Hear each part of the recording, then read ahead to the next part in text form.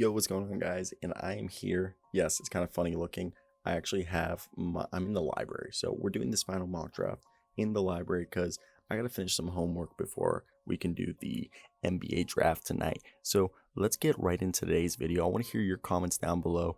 Who do you think is going to make a trade tonight? Who do you think is going to be a steal? What do you guys think of my mock draft? This is full 2 rounds. So let me hear those beautiful comments down below. Like and subscribe if you like this content. I do all sorts of NBA content. Right now, we're just doing off-season and draft content a lot. So we'll do the second round once we get to it. So let's get right into it.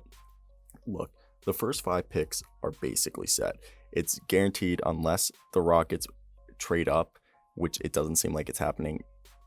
Kay Cunningham's going number 1, with Jalen Green going 2. Evan Mobley's going 3, with maybe Jared Allen being signed and traded to the Raptors, while the Raptors are also looking to make moves. So those are the 3 and 4s where it could get interesting, a potential move, but I still doubt it.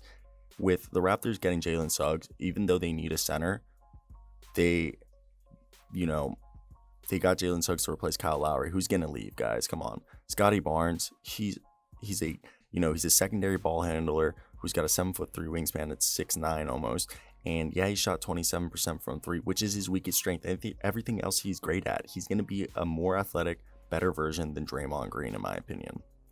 James Bocknight, this is either a smokescreen or not. Jonathan Kuminga is the prospect that is more like the prospects that the Thunder have been drafting, lanky, long players. They need shooting, and James Bocknight's a guy who's going to come in and be a good shooter day one. Imagine him and Shea next to each other. Even though that is supposedly Oklahoma tried to trade up, just offering Shea in the 6th pick. Come on, you got to offer something more than that.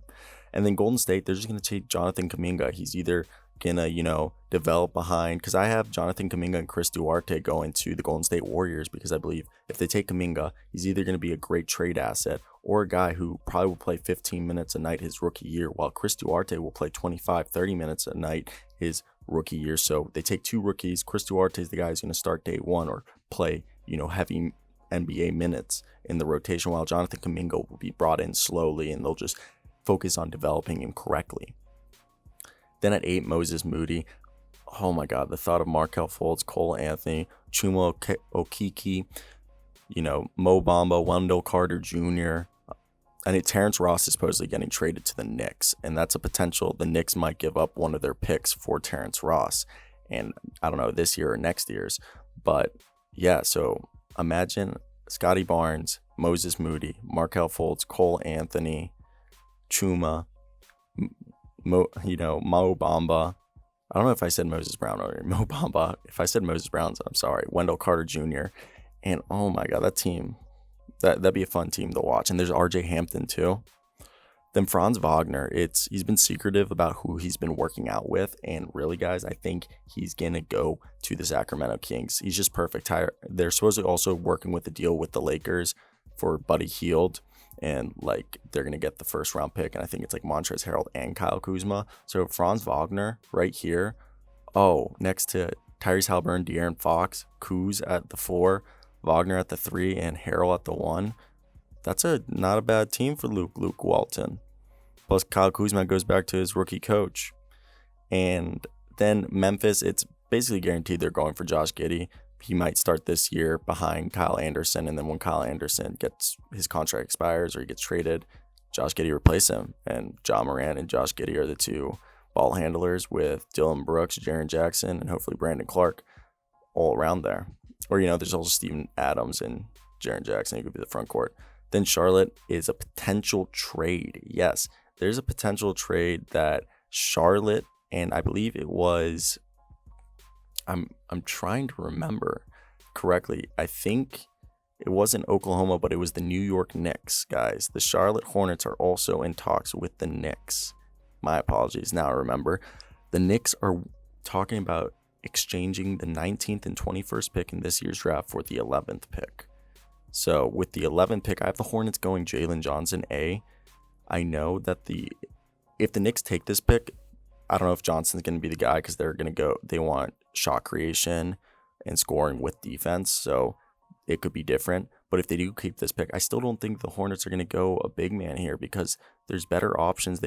in free agency who can help them now because they're trying to be a playoff team and contend with, Gordon Hayward, Terry Rozier, LaMelo Ball, Miles Bridges, PJ Washington, and they can go get another center in the second round, so they could have a 3-man backup rotation of Nick Richards, Vernon Carey, and whoever they get in the second round, and then sign a free agent like Montrezl Harrell or another guy in free agency that could help them day one and play good minutes. And if they get a guy like Jalen Johnson, he can, imagine a lineup of LaMelo Ball, Terry Rozier, Jalen Johnson, Miles Bridges, and PJ Washington. Yes, that's super small ball, but there's a lot of floor spacing, a lot of transition offense and defense, and a lot of perimeter defense. I think that could be a really good lineup they could run for 15 minutes a night. Then the Spurs really need shooting, and they've been linked to so many big men, and like Lauri Markkanen and a few others that they're going to go for in free agency. Lauri Markkanen, Kelly Oubre might be going to the Spurs this offseason, and they need shooting. Yes, like Lauri Markkanen will help the front court offense, or whoever they can get in free agency with their enormous cap space. They need shooting. They don't have the shooting. Corey Kispert screams at Greg Popovich pick. Indiana has been talking about Miles Turner, and I believe the other was TJ Warren as potential trades or signing trades options for like another player to sign a contract and be traded to them. And if they do keep the pick, I think it's going to be Davion Mitchell. And I still think if anybody goes here, Davion Mitchell should be the guy. Like I said, Chris Duarte, he's going to start day one. Trey Murphy, he's just been connected and he's such a good shooter. 6'8". He played shooting guard in college, and I think he has the athleticism to play with some of the slower, bigger shooting guards, but he's going to be a great wing. And if he puts on some weight, he could be Trevor Ariza 2.0 playing, the 3 and the 4. I love the idea of Oklahoma City getting Alperen Sengun, who is basically, if you guys remember Kevin Love in Minnesota, he has a similar body to Kevin Love in Minnesota. And I've read articles that people truly believe that if he puts in the work, he has really good potential. Like right now, he's going to be a great offensive rebounder, defensive rebounder. He doesn't have the length to be a great rim protector unless he gets really good at his positional defense and drop coverage defense. Then he could be a guy averaging a block a game. But people really think that he could become a stretch 4 who gets a bunch of rebounds. And if he can get his body into a similar shape to how Kevin Love had it in the prime Cavalier years when they won the championship, Alperen Sengun could be a better version of, and a little bit more athletic version than Kevin Love. Then New Orleans, this is interesting. They could go Jared Butler here, but I think Jaden Springer, they get a great defender, guy who can score, and he just works on his shot, and I think he plays the same bully ball Dillon Brooks plays, and he could be a more efficient, better scorer and a better defender than Dillon Brooks. And I like the idea they get the offensive guy who isn't really good at defense right now in Alperen Sengun, and then the Thunder go and get the guy who looks like Taj Gibson 2.0, who's all about defense, and he needs to work on his offensive game. So they don't have any centers on the roster, the Thunder, so they use these 2 picks to fill out their center. And right here, they take a bet on 2 guys. Either way, one's going to pound out into a good starter, borderline all-star, while the other is going to be a high-level backup, spot starter. So either way, they're going to be good picks. Then the Knicks, if they keep this, Isaiah Jackson, come on. Behind Mitch Rob, Isaiah Jackson and Norvell Pele can pick up the minutes that Nerlens Noel is going to leave, and he's just going to do a great job swatting shots, getting rebounds, rim running. I really like that for Tom Thibodeau to have. Then Kai Jones, I'm just not believing in the hype, and I think teams are starting to realize this guy can't score. He has no shot creation. He's not the best dribbler. He's not the best shooter. He has potential to be a good shooter, a stretch 4 and all that. He has all the potential and the fundamentals and the stuff to get there, but it's a project. And that's why I think the Hawks are going to be yeah, sure. We can start Onyeka, Clint Capella, Daniel Gallinari, and maybe Bruno Fernando at the front court positions. And same thing with DeAndre Hunter in small ball lineups, and have Kai Jones just get some weight and slowly bring him on like they did to Onyeka at the beginning of the season. So look at how Onyeka played in the playoffs. He played amazing. Miles McBride, the Knicks said they want shot creation. This guy was a 40% three-point scorer this past year for WVU, and at the end of the year, he was averaging 16 points a game. He was just putting on a show, and he's a great defender. He was all Big 12 defense, and that's saying something, all Big 12. Then the Lakers are saying they're going to trade this pick to the Kings, And it's rumored that they're going to pick Zaire Williams. So, because at this range, it seems like Zaire Williams will be available and he'll be the highest potential and the best trade asset for the Lakers. So I see that. And if they don't do that, I see them going Jared Butler. Next, Houston. I have Sharif Cooper going up here. I still don't believe in his hype. I see him as a second round pick, but a lot of people really like him. He's 6'1" with a 6'1" wingspan, so he's never going to be a great defender. Most is he can be a similar defender as Facundo Campazzo for the Nuggets, and he's not a great shooter. Yeah, he's a good scorer, but his best skills are passing and ball handling, so it's going to take a while for him to be an effective NBA player. Keon Johnson, another guy who's slipped, even though he's a freak athlete, he's not a great ball handler or a great scorer or shooter. So he'd be a decent defender right now, but he might not get on the floor because he'll be such a negative on the offensive side. I have, Jared Butler going to the Clippers. They need a defender, a scorer, and a shooter. And Jared Butler's old that he's not going to be an all-star, but he could have a Malcolm Brogdon type rookie year.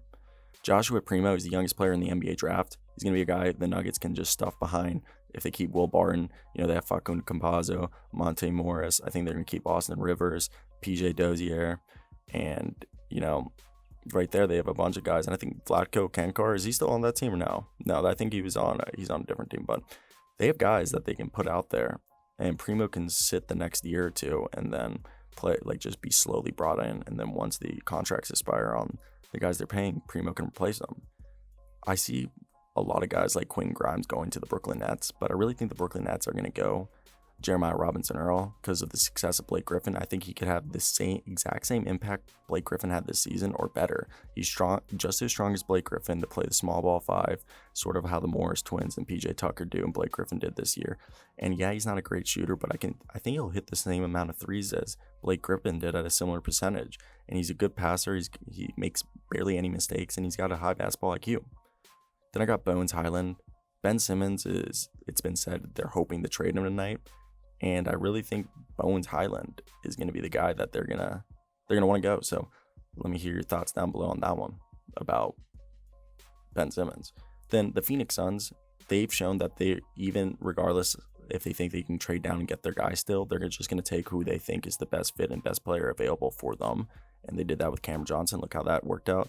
And we're still waiting on how Jalen Stick Smith looks like. I think Stick Smith is going to be a great stretch 4 small ball 5 in the same vein as this year's player JT Thor is. But I think the Suns are going to look at Neemias Queta and see that he could be a day one, 15-20 minute a night backup center who led the NCAA in blocks this year. And he's just so good at defense, so good in the inside at finishing dunks, rim running. He's great. And I think they're going to look at that and just take him because he'll be on a 4-year deal. Quinn Grimes, Utah needs perimeter defense, and Quinn Grimes is a guy who did so much in the combine to help himself. I think he's great. Milwaukee, they have Bobby Portis but Brook Lopez, and I think Brook Lopez has a year or two left before he completely falls off. And if they draft JT Thor now, by the time Lopez is falling off, they can have JT Thor playing because all he needs is to work on his shot. He's got good mechanics. He just needs to make it more consistent and, have some weight added. Now, this is the rest of the second round. Let me show you guys. We're going to go through it and talk about it, of course, people. Wasn't going to not talk about it. But yeah, so I've made a little bit of changes. I didn't do the previous picks because it's just it's a lot. But yeah, this is the second round. Let me hear your thoughts down below. Like and subscribe.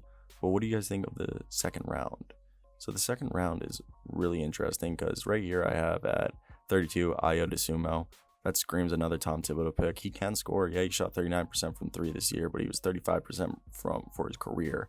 But he gives you athleticism, vision, defensibility, length, and poise. And he was a leader. He was one of the better college players this year. Herb Jones averaged past 2 years a little under 10 points, but he also got 7 rebounds a game. Basic college average of 1.5 steals a game. And past 2 years a block a game. He's a multi-positional defender who can guard 1 through 5. And he had his 3-point shot is really coming around. Jason Preston spent the past 2 years being the offensive leader of Ohio, averaged a little under 20 points a game, 7 rebounds and 7 assists, and he can develop into a good backup point guard. Joe Wieskamp, he's being compared to Duncan Robinson, and I think he could be 80% of Duncan Robinson, and I think he's much more athletic than Duncan Robinson, so I don't think he'll be as much as a negative hole as Duncan Robinson is on defense. I think Joe Wieskamp is not as good as a shooter as Duncan Robinson is right now. He's close, but he's a tier below. but he is a tier above defensively. So I think he could be a similar player in a few years that has similar value to Duncan Robinson. Then Brandon Boston Jr., OKC is the perfect place to hope that his past season, the former 5-star recruit, was just limited by John Capillari. Cam Thomas, Detroit gets one of the most natural scorers, but one of the worst defenders in the draft. Trey Mann, 6'5", averaged like 19 points a game, shot 40% from three. He's got the length to be a decent defender and has some playmaking ability. He looks more like a combo guard with point guard-like skills, a guy who can run the second unit. So I like that. Sacramento, they get Charles Bassey. He just screams a Sacramento pick. He's a guy that can score inside, rebound, and his knees are looking fine. He's got a jumper. He could be a guy, at the end of the day, a high-level backup center or an actual starting center that surprises people. Isaiah Todd is another guy. He's a tweener. I see him going to Memphis or the Raptors or the Spurs, but Memphis right here, back up behind Brandon Clark and Jaren Jackson Jr. and Kelly and Tilly and Steven Adams. You throw in Isaiah Todd, he'll just, spend a year or two in the G League and hopefully he can bring him in. Santi Aldama is my favorite player. I've talked about him. I think he's going to be the steal of the draft, whoever gets him. He can't be drafted early. Wherever he gets drafted is where he should go, and he probably should go even higher. He should be a lottery pick, in my opinion. And the only reason he isn't is because he played at Loyola Maryland, which played in the Patriot League, which he literally looked so dominant. He was literally a mid-major, basically they took a EuroLeague player, which he is, and put him in college basketball. He increased, okay? He went from 15.7 rebounds and shitty shooting splits to 21 points, 10 rebounds, 2.5 assists a game, 1.7 blocks, 51% from the field, about 2 threes a game, 1 steal, and 37% from three. The only other players to average 21 points, 10 rebounds, 2.5 assists, and 1.7 blocks since 92-93 season have been Tim Duncan, David West, Andrew Bogut, Jason Thompson, Lamine Diane, and Santi Aldama. Enough said.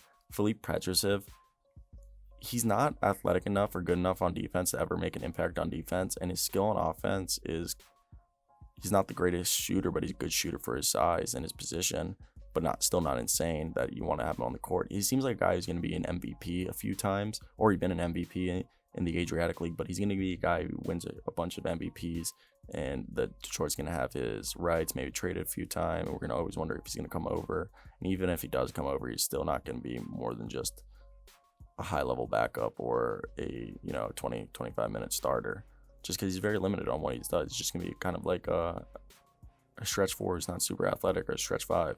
Josh Christopher, he had 1.5 steals. His shooting splits aren't terrible, but he literally gets tunnel vision. He doesn't pass the ball, and he's kind of you hope that he can put it all together. And he looked really good in high school. It's just I don't know. He's not my cup of tea. Joel Ayam, he was the 5th option, and he played 3 years, 4 years technically. He redshirted 1 year, and his shot got better. He's 6'5", and he's got a 6'7" wingspan, which isn't terrible, but he's 185 pounds, so he can't play wing yet. If he puts on 20 pounds, he can guard the wing. He's not a bad defender, but he could get better. Austin Reeves would be a great Boston pick. He's great. He's a great shooter. The only reason he doesn't go higher is he doesn't have NBA athleticism, so he's an injury away from just being not able to play in the NBA. Johan Begaran, I don't know how to say his name. Someone tell me if I said that correctly. Tell down below the enunciation. But he'd be a good stash pick. He's a guy who could be a 3-and-D guy whenever he comes over. Isaiah Livers, he's a 40% career 3-point shooter at Michigan. He's 230 pounds. He's a small ball 5, stretch 4. I really like him. Greg Brown, I read and I really do agree that he is Jeremy Grant 2.0.